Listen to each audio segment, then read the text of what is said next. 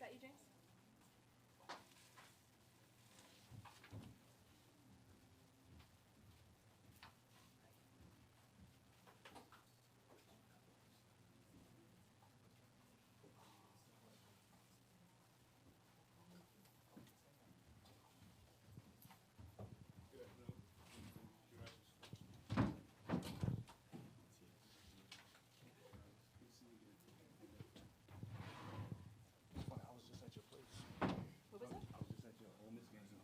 Oh, you were there? Friday, I was in LA visiting a friend of mine who actually works at UCLA. I like that. Thursday. No, wait. Was it Friday? Was it? Friday was the one. I think Thursday was the. I was at the one you won, the last one, Yeah. the last game I was there. It was it was amazing. I We loved had two different extremes. Yeah. the atmosphere. Was so I watched the one on the 12. I was home in Virginia watching the one. I'm like I'm gonna stay awake. I'm not gonna go to sleep. Kept dozing. Somebody would score, then I wake up. Then you guys, it was a good game. I mean, that atmosphere was intense. It was exciting to say the least. That's for sure. The night before was. I told James, I was like, yeah. He was like, why didn't you tell me? I said, I didn't want to bother you. You were working. I know. You should always let us know. Yeah, actually, one of my former students works with the women's basketball team at UCLA, so he got me tickets to the game. So I just. Oh, you got hooked up then. Yeah. As long as you got taken care of. Yeah, I was good. I was good. That's probably the biggest thing. I had a great time.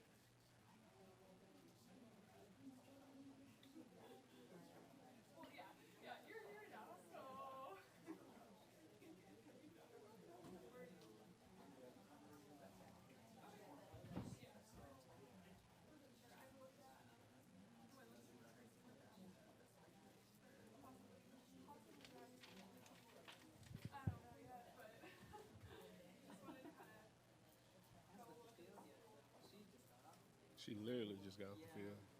It's like I feel like every. No, no, they don't have. Just get you some water.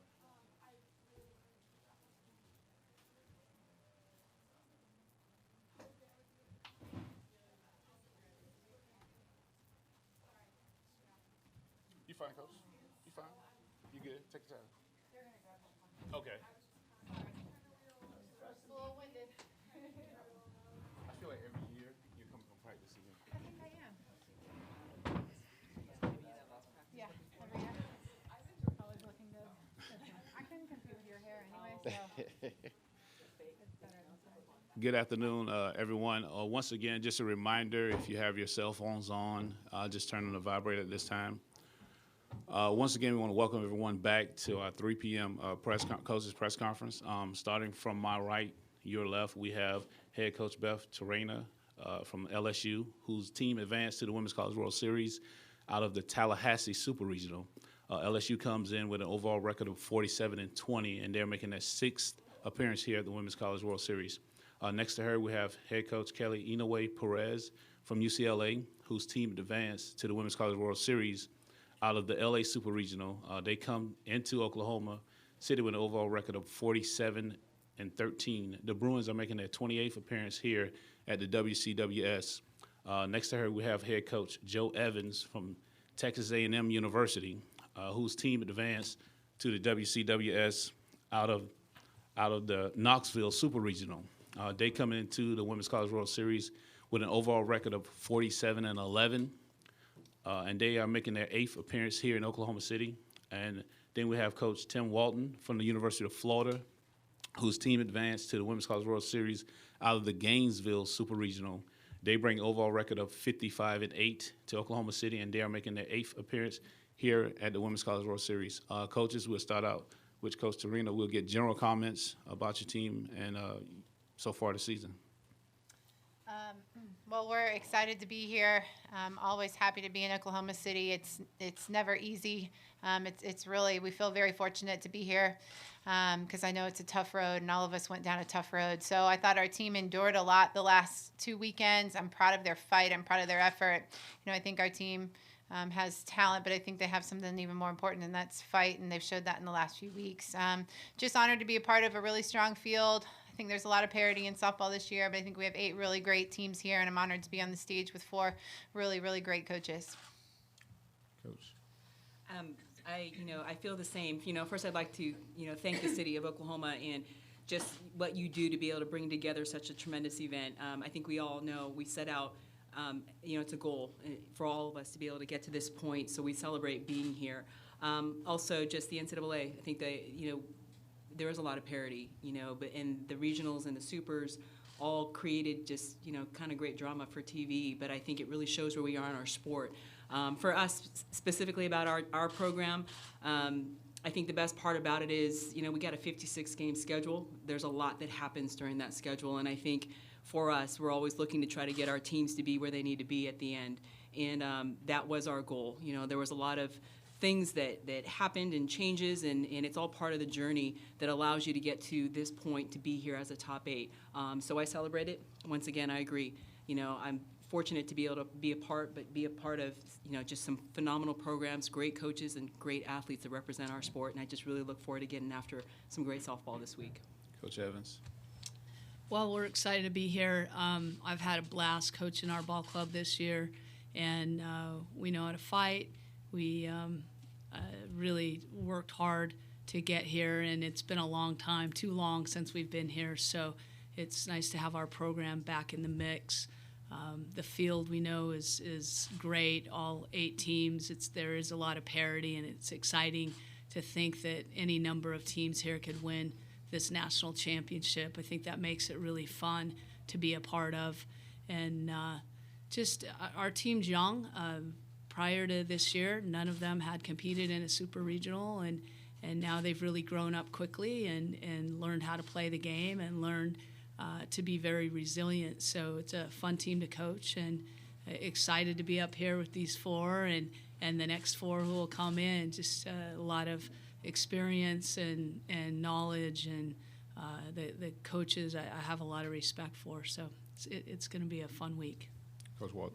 Yeah, I'd say the same thing. Just want to thank Oklahoma City, the All Sports Association, the University of Oklahoma hosting the NCAA. Always do a great job in this event, making this special for our student athletes. But about our team, I think this has been a grind of a season for us. We've had have been a running target for a long time this season, and don't mean to say that out of arrogance, but we've had only 7 kids that have ever been to the College World Series before. So we're also bringing in a young club. But to be sitting up here on this stage with Texas A&M and UCLA and LSU and bringing the Florida programs is a very humbling experience, because we've been doing this a long time, and these 3 programs have been what the College World Series has been for so many times, and there's a gazillion national championships between the 2 next to me, and Beth's done a great job of getting her club here many times. So we're very excited to be here. Just really excited to see if our kids have an opportunity to step up and step their game up and really play in this moment. I think that's the intrigue of playing at the College World Series, is the cameras are on. There's a lot of people watching softball, and a lot of people make a big deal about kids making mistakes on this stage. So I'm really looking forward to our team competing, and looking forward to all the action that we have here on the first day of on Thursday with the four great games, and just I'm really excited about the growth of this sport and where we're headed. It's a great time to be a college softball coach. So thank you. All right, this time we're going to open up for questions. If you have a question, just raise your hand. Make sure you speak clearly into the mic, name, affiliation, and question for coaches. Questions? To all of you, I'm kind of curious. There was a chance of 7 SEC teams here. To see 3 of you make it, and I'm wondering, Kelly, was there a little Pac-10 challenge amongst the coaches to try to get some Pac-12 teams here? What's it like just to see sort of the mixture that's happened as the SEC continues to evolve, but obviously the Pac-12 is still there and doing good things. We'll start with Coach Walton on the end. Oh, well, shoot. It was a very exciting and very prideful time to see all 13 teams make it to the SEC. I reached out to all 12 coaches and congratulated them on making it to a regional, because that's not an easy thing to do. And then have 8 teams go to the super regional, I think is a tremendous accomplishment. But let's be honest, the Big 12 and the Pac-12 and what they did in their regionals and super regionals, it was easy to see just how good they were at the top, and we see that here by the field and how well it's spread out. But I can say that the SEC does a wonderful job of preparing us for what this stage is going to be like. But this is anybody's tournament, and I think that that was clear to see in watching the offensive explosions out of Utah or out of Washington and LA and Arizona. So I think they're doing something very well in all the other conferences as well as the SEC. Coach Evans.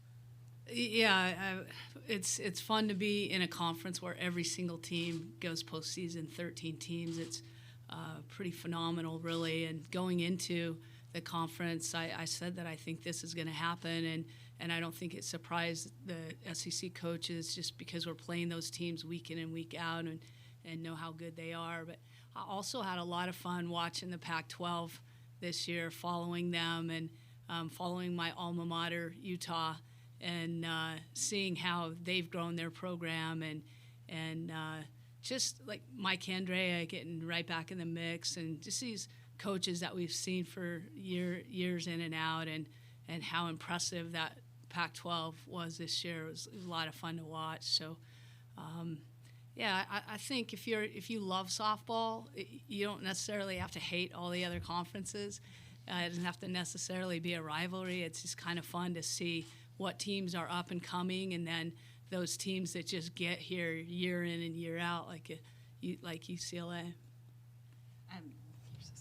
I think where we are in our sport, I think, is exciting. If you go back in history, the Pac-12, the Pac-10 at the time was dominant because we were, the SEC didn't exist. But when we expanded the field, I think it did a great job of allowing more opportunity across the board to expose all these programs that are just doing a phenomenal job. The SEC, the ACC, the Big 12. I can go across. There are some great programs from coast to coast. I think the emergence of the SEC and the support with the facilities and the coaches and what they're actually doing is great for our sport. And for the Pac-12 in particular, I'm very proud of where we are. Being a product as a player and an assistant and as a head coach, we've been able to do some great things as far as representing in this tournament. But this year in particular, there were some teams that just, we had some great pitching in the Pac-12 this year that allowed us to compete, and several of us got out of the conference to be able to compete with other teams in other conferences and did a great job of being able to compete better than we have in the last couple years. And there's always some exciting regionals and super regionals that can lead to not being able to have all represent. But I'm very proud of what they were able to accomplish for all of us within our conference this year, not just with each other, but literally from coast to coast. But I celebrate where we are in our sport. I agree with Joe. There's no reason to separate conferences. I think it's an outstanding, I'm going to say celebration of just where we are, that there are teams from coast to coast and conference to conference. It's not just Pac-12, SEC, and you can see that here in the tournament, this World Series. But I think most important is, it's tough. It's tough getting here. Back in the day, it was a different road, and you really have to be able to play your game no matter who you are, what colors you wear, or if you're home or you're away. You've got to be able to step up your game if you want to get here, to be able to just play your game. It's not even do more. It's just play your game, knowing that there's a lot on the line. So I celebrate being a top 8 no matter where we're from. I look forward to playing because the game doesn't know where we're all from, and it's our job to be able to just get out there and play great softball. Like I said before, I just think there's parity all over. I think everybody's good. I think both leagues are good. I think there's a lot of good conferences right now. In the growth of TV, we got to see a lot of everybody this year, and I know how good they are. I know how good their league is. I've seen a ton of them. They can pitch, they can swing it. They're great. We're very proud to be from the SEC, though. I don't think our team went through that gauntlet schedule and got, our butts kicked over and over to not be proud of where we came from. So we survived it. And we're proud of the 13 teams getting in. I think that's huge for our league. I would say the one thing that really the SEC prepares you, I think it especially prepares you for the super regional format, with a 3-game series every weekend against a team RPI 32 or better.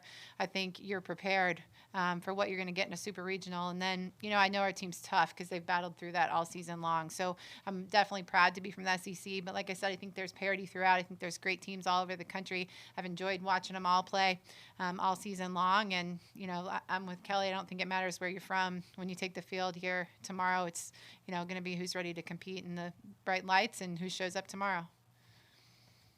Kelly, Nikki K, KFOR in Oklahoma City. UCLA not exactly having the performance you guys wanted last Women's College World Series. So what, if anything, do you take from that in setting the tone for this season, this postseason, and how do you think the squad's more prepared? We actually got asked that question in regionals, and one of my players actually answered it the best. Asked that exact same question, and she simply said that was 2016. And I agree with her. And I admitted that I made the mistake in fall to say that we were going to pick up right where we left off. We graduated 2 people, and we were going to pick up right where we left off. And then I realized that was last year. But I credit where we are as a program to the last, 2 years, 3 years of UCLA softball because it takes a great deal of experience also. And there's a lot of things to be able to learn to get back to this stage. So I credit them. And I think we're a product of where we've been in the last 3 years of the program of just grinding, figuring it out, kind of getting back to being able to just play ball. So I look forward to us getting out there. I think I wouldn't say anything more than this 2017 is figured out who we are. We're playing great ball together. Last year brought us great experience, but that's as old as dirt. We got to show up in 2017, and I look forward to this group just getting out there and having an opportunity to play their game. Cliff Brunt, Associated Press. Coach Evans, now that you've had a little time to process it, can you put into perspective what Trinity Harrington did for you all in super regionals, just given the situation and being able to come through like that? Yeah, it was a sad time, a hard time for our program, and yet our team did such a great job to rally around her. It was important to us that we didn't exploit that situation, that we didn't sort of glamorize what was going on, and so it was an opportunity for us. It was very intentional for us to keep it to us, and I think that sort of gave us some strength with our numbers. And when Trin needed to go home and missed regionals, our kids were just they said we just want to make sure that Trin gets to pitch again, and if she's ready to come back to supers, we're ready for her to come back. And with her dad passing away on that Thursday, Sunday night she called me and said, "Coach, I'm ready to come back." And so we fought hard all year, and we fought hard through postseason for each other, for our program, and also for Trin and her family. So it's been a real a growing experience, a time of growth for us, and the silver lining of learning empathy and how to be resilient. And Trin has been a great example of that. She came out in our super regional and was phenomenal. In fact, she had never the entire season pitched 2 days in a row, 2 games in a row, and came out and won both Game 2 and Game 3, which was why our team was so fired up for her when it was all said and done. Yeah.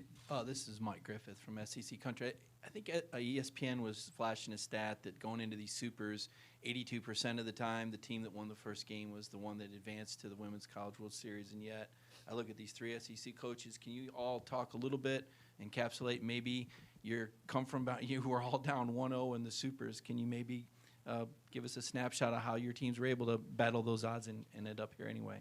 We'll start with Coach Terrano. Well, we're always in that spot. That's how we like to do it, apparently. So we're unfazed by it, but I think our team does a good job of knowing that the sun's going to rise tomorrow. You know, this is a game. This is something our kids get to do. They play it. You know, this is a job. And, yeah, we work really hard at it, and we want to win as much as anybody. But, you know, I don't think we approach it as life or death. I think we understand that the sun's going to rise. We're going to go out and give it our best. We're going to play fearless. We're going to try to play big. You know, if we go out and play not to lose, we're going to have a problem. So we just play to win. And hope for the best, and it's worked out for us somehow more often than it probably should have in those situations. So, Coach Evans. Well, we were so bad on day one that we came out day two and said, this is bound to be better. We're bound to play better today. So I'm just really proud of our kids. They managed it well. And like Beth said, we didn't think about losing and the fear of losing at all. We just were very eager to get back out there and prove that we belong and take care of business and play the game where we recognize who we are as a ball club. So it was nice to come out that next day and be able to do that and then follow it up. But I will say the new format with the 3 days makes that a lot easier to just really focus on that day and not worry about being out there for 14 innings in a day. Coach Walden. Yeah, I think I shaved off my playoff beard. We went to a different restaurant the next morning and had a different, pregame meal. So we had to kind of shake our mojo. I think I agree with Joe. We were just so bad and uncharacteristically bad. We gave up 300 runs in 1 inning, and it was just is what it was, and we figured out a way to shake it off. But I think the key ingredient for us was we had a senior pitcher named Delaney Gorley who was fresh and ready to go and came out and pitched a really, really good game for us to be able to advance to the next day. Shaun Mckelvey with the Norman Transcript. Tim, I just want to ask about, you go back-to-back national champions, and then you miss out on this tournament last year. What was that off-season like coming into this year? What was it like talking to your girls, knowing that you guys had missed that opportunity to maybe three-peat? Yeah, I mean, it wasn't a missed opportunity, and we got beat. So I think that makes it a little easier to swallow. We didn't throw the ball away. We didn't, do a bunch of terrible things. We just got beat by a kid who hit a home run. So it was actually pretty rewarding. I mean, I think it was easy to gain a lot of perspective on how hard it is to get to the College World Series. Most people think that because you win X amount of games, because somebody seeds you to be something that, whatever, that you're going to get somewhere. And I think it was clear for us to be able to take all that in. And ironically, that game was one of the only complete games I'd thrown most of my pitchers all season long last year. So we learned a lot about that and how we use our pitching staff. But the off season was very rewarding. We graduated 5 wonderful athletes who had great careers, and we just had to turn the page to a new chapter of Florida softball. And I think our young players embraced that, why they came to the University of Florida and what it was all about. But for me personally, it just really put an emphasis on how hard it is to get through a super regional to get to the College World Series. Coach Evans, Sharon McDonald was here as a senior in 07, one of the last times that A&M was here. What's kind of your fondest memories of her, and what do you think she brings to your matchup with Florida tomorrow? Well, I love Sho. I mean, she's one of my favorites, and Texas A&M hadn't been back to the College World Series for 20 years, 2 decades, and then that kid showed up on our campus and stole, I think, 75 consecutive stolen bases, and just brought a light to us and was a great leader for us. So I love her as a human being. She's one of my all-time favorite people. And I know Beth was fortunate enough to have Sho in her program, and then now Tim has her in his. So I couldn't be more proud. I feel like, I kind of helped raise that kid and now just really admire her. So I think what she brings to any program is stability. She's incredibly loyal. She is not afraid of hard work. She will show up with a smile on her face and be ready to go to work. And so I think she's just a really steady young woman who's got a really bright future ahead. John Wilson with KBTX TV. Coach Evans, with the young team that you've brought here, do you think practice today and being on the field at this stadium kind of was their "we're here" moment, and what will you tell them to keep their emotions in check for tomorrow? Yeah, I mean, I'm sure we were the one team that was acting silly and ridiculous and paying attention to everything that moved, just because those kids haven't been here. So for me, I said to them, listen, you haven't been to the World Series. I know this is your dream. When we get there, fine. Have some fun with last night's social. Have some fun when you get to media day and enjoy yourself. And you don't have to act like you've been there before because you haven't been there before. And then when we're done with that, let's go to work. You know, strap on the cleats, let's go. And so practice for me was an opportunity for them to experience every part of that field they're going to play on. You know, get in the bullpen, get in the outfield, get in those dugouts, sneak a peek at the locker room, stand in that batter's box, just all those things so that tomorrow when they come out, it's at least somewhat familiar. But obviously there's going to be thousands of people out there, and it's not going to be the same thing. But, you know, we're used to playing in big venues. Of course, I'm not minimizing. This is going to be more fans than they've ever had. But we're used to being in a heated atmosphere and a lot of fans and loud and raucous. And so that's, at least we have that under our belt. So our kids are excited. I just want them to understand they belong here. You know, even though our program hasn't been here in a while, there's no reason why our team shouldn't feel like we belong and get out there and compete. Because at the end of the day, it's the game. And that's what we're trying to condense it to. It's the game. But the game doesn't know you're at the World Series. It's just the game. So we're going to do our best to manage that. This is different questions, but related for Tim and for Joe. Melissa Lombardi's in her 20th year with Patty at OU, and Tim, obviously you were with them.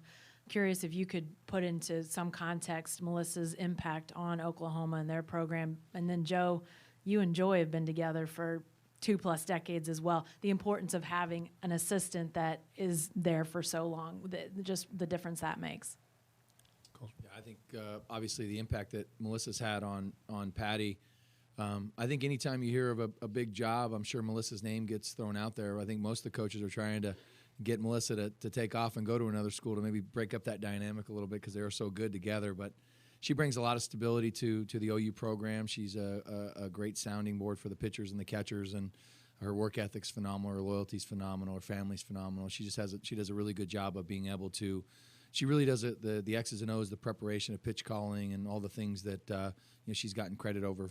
For their 3 national championships and X amount of consecutive Big 12 championships. But I think having somebody, I've had Jennifer now with me. She and I have coached together for 15 years. There's a lot of things that you can potentially miss or bring to your attention, and just the little things, and the not only the loyalty but being comfortable, and then when. Some days it's my day to get onto the players. Some days it's hers. Some days it's her days to pump them up. But some days it's mine. So I think just having the consistency of a coaching staff, or at least a coaching person next to you, brings a lot more of a family-type environment and a lot more consistent environment. And with consistency, your players kind of know what to expect every single day. And I think that's what you get from Melissa and OU's program, and I know that's what you get from ours. I have so much respect for Missy Lombardi. I'm just so impressed with what she's done for so many years and her loyalty, and I think she doesn't get enough credit. I think Patty's a phenomenal coach, but always the head coach gets all the credit. And what Missy does day in and day out to get that pitching staff ready to go is really just unbelievable, the consistency. And she's just steady. She never draws attention to herself ever. She almost just sort of blends back into the woodwork, but I guarantee that program would not be what it is without her. And I have a lot of respect for that program because we usually have to play them in postseason, a regional or a super regional, so they're a familiar foe for us. But Missy is a terrific coach, and I know that she could be coaching at a lot of different schools. So Oklahoma, kudos to them for stepping up and taking care of her and making sure she doesn't leave their program. For me, with Joy, I just am really grateful to have somebody in the trenches with me. She sees me at my worst. She sees me at my best. She knows me better than anybody, so she knows how to be a buffer. I think every coach is better if you have someone that can say the hard things to you, and she does. She's the one that will say, hey, listen, we haven't spent enough time on this, or you know what, you need to pay a little more attention to this player. Or just the other day at that super regional, she said, hey, next time our team's kicking the ball around, you need to go out there and chew them out. Go out there and take a bite out of them, where I would have said, hey, we're all right, we're going to get this. And in the game 3, where I'd had enough, I just was at my wit's end when we started making some mistakes early.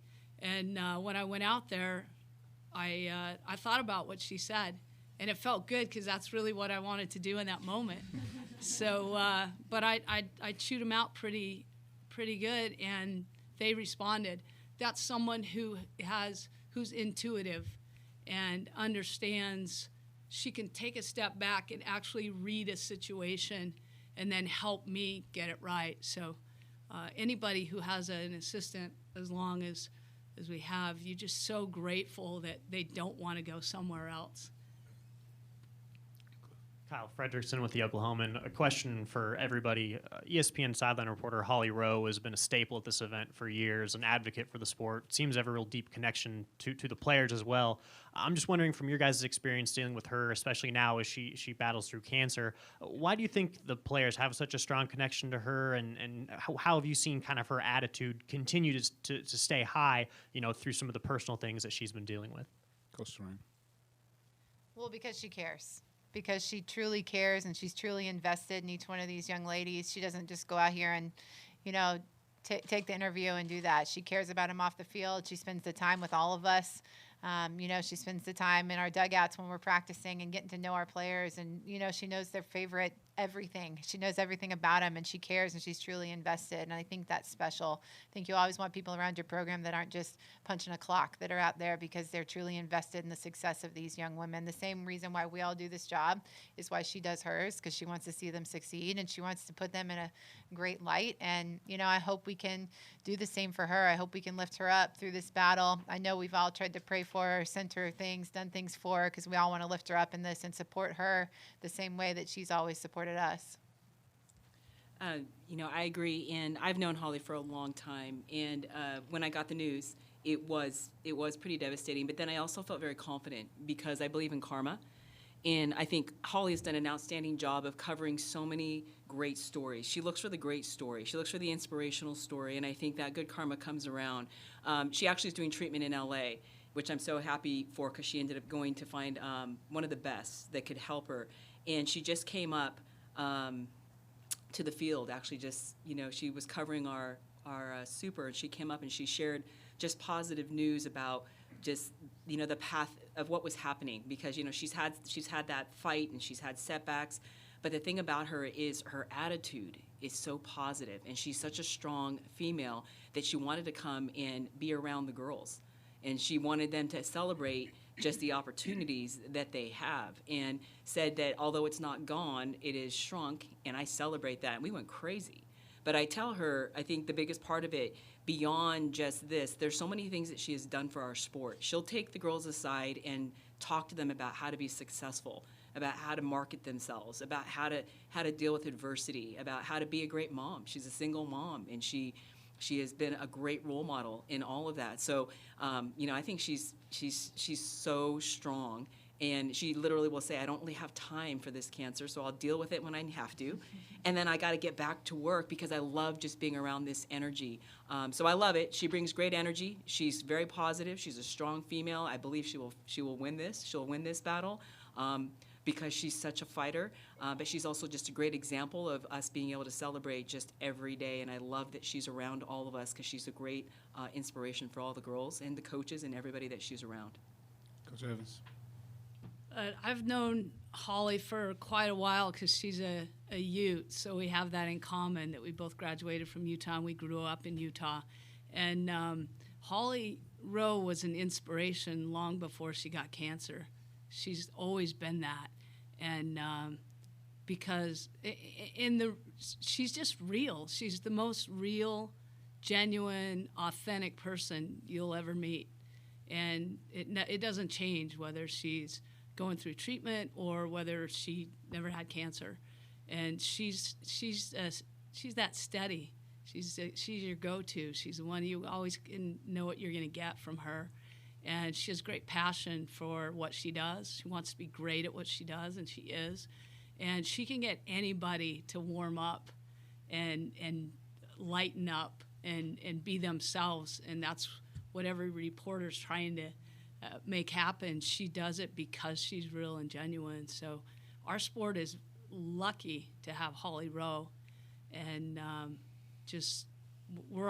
she has so many people pulling for her. It's just it's a tribute to who she is.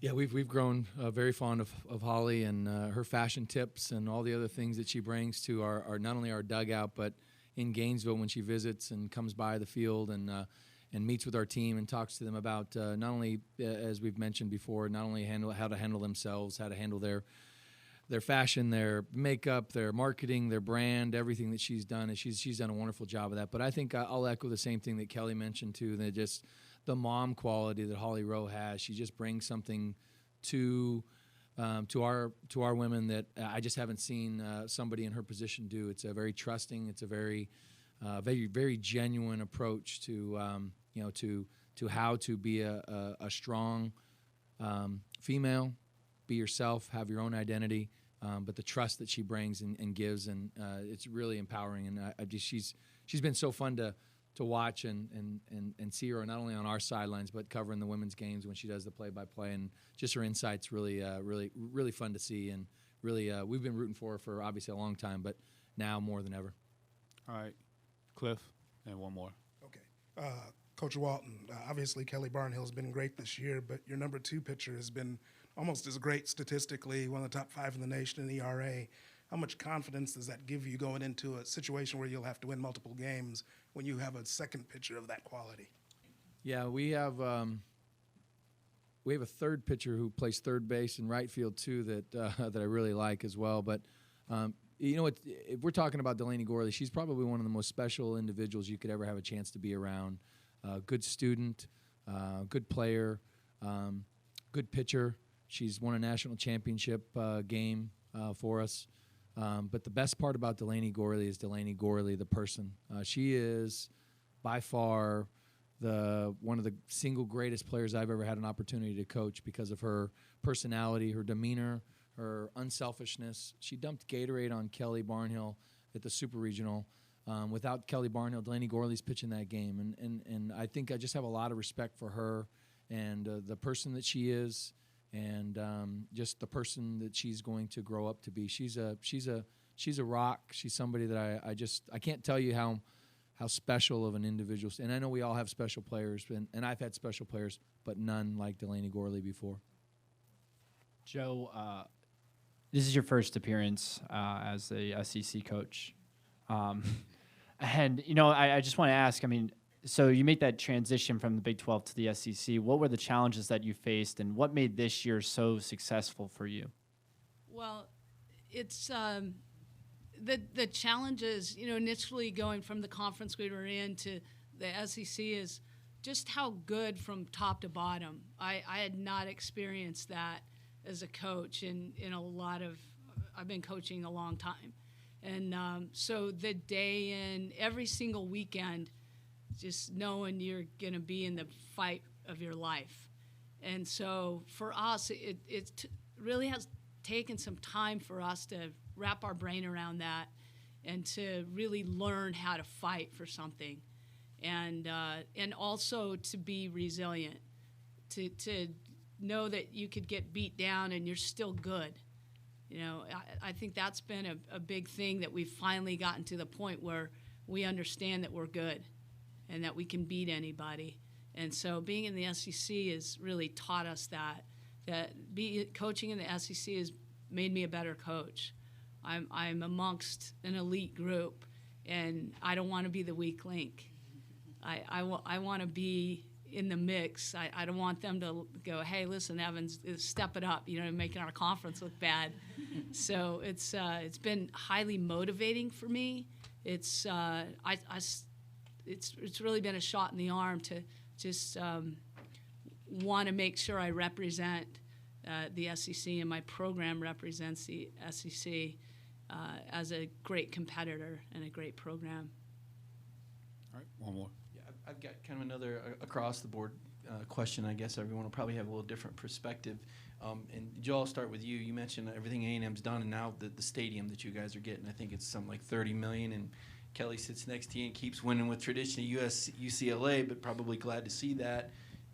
Could you each talk about what, I don't know if I'd call it an arms race, but what this increased commitment to facilities has meant to the sport? Does it put pressure on a program like UCLA, which, despite all the tradition, doesn't have a $30 million facility? And I know LSU's is 10 years old, and Tim's was under $3 million however many years ago and has been improved. But can you just speak to what it does for you with your facilities and the commitment to the sport? I guess we'll start with Coach Evans. Sure. This started when we've kind of felt like we needed an upgrade for a long time. So this has been a long time coming for us. Across the street, they redid our baseball stadium, and it's absolutely gorgeous. And so for the last several years, I've been looking at that stadium. But when they did that, I was really fired up. And people say, doesn't that bother you that baseball has this and your stadium looks like this? And I said, no, because Texas A&M knows how to build a stadium. So when we get this thing done, they have to do it right. They will do it right. They've shown us what a ballpark looks like. And so I've hung my hat on that. And then I think of that, and then I also think of, I put it in a bigger perspective of all the other programs in the country who are like me, thinking we need them to do something with our stadium. So to be someplace where, like when we moved to the SEC, we instantly became like the worst stadium in the conference. And it motivated our people to get it together and get this stadium done. And now I think it's highly likely this might be the best stadium in the country.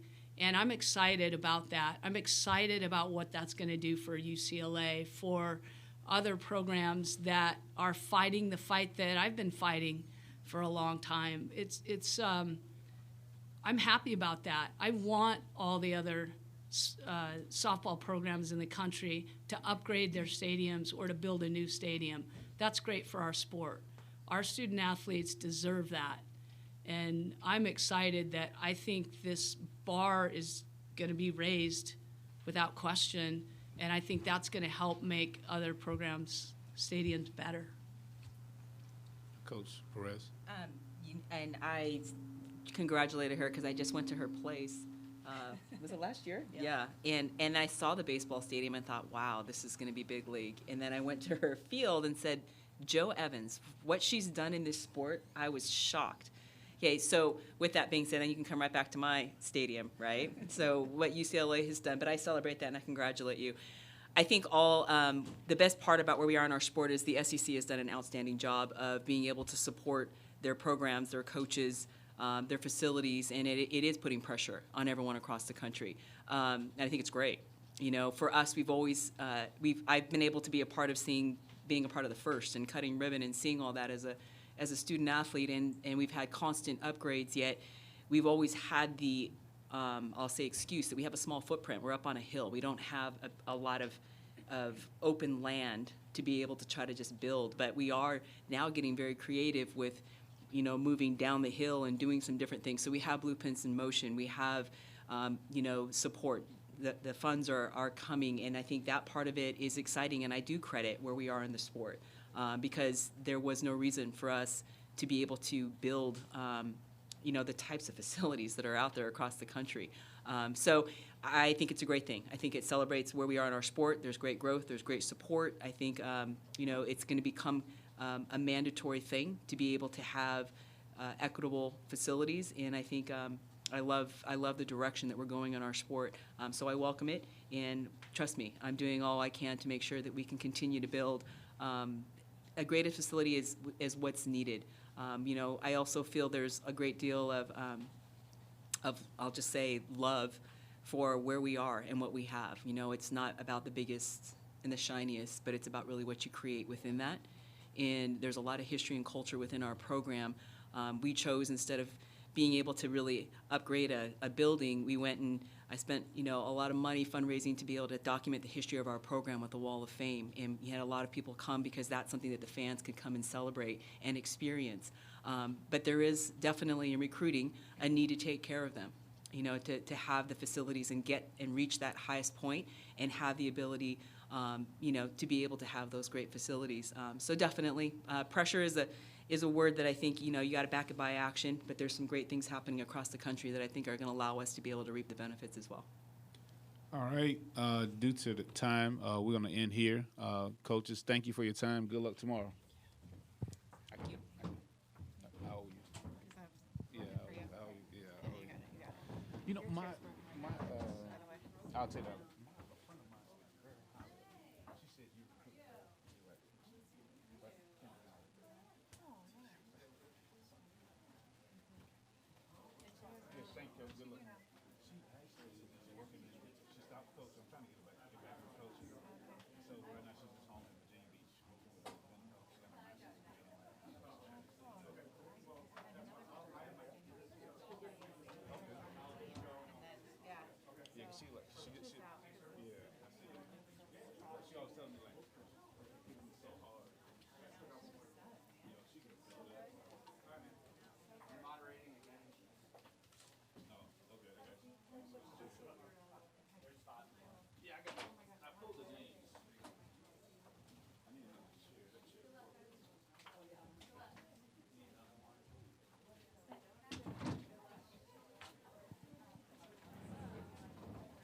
Brian, y'all was coming so quick. No, it's fine. They've been sitting in the sun. Oh, my bad. Give me a second. I got the. You put in trash for me.